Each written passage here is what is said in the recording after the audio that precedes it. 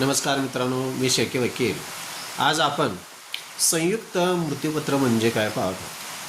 मित्रांनो, संयुक्त मृत्यूपत्र म्हणजे दोन व्यक्तींनी मालमत्तेसंदर्भात केलेलं मृत्यूपत्र म्हणजे संयुक्त मृत्यूपत्र. आता ह्या दोन व्यक्तीपैकी एका व्यक्तीचं निधन झालं तर ते मृत्यूपत्र पुढं कायदेशीर दृष्टिकोनातून काय होतं. मित्रांनो, जी व्यक्ती मयत पावली त्या व्यक्तीच्या बाबत जेवढा हिस्सा असेल तेवढाच हिस्सा प्रभावित होतो.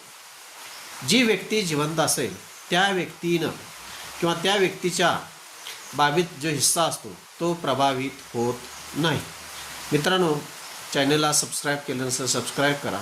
असेच जाता जाता ग्रामीण भाषेतून कायदेशीर माहिती मिळण्यासाठी आणि इतर माहितीसाठी माझ्या चॅनलला सबस्क्राईब आणि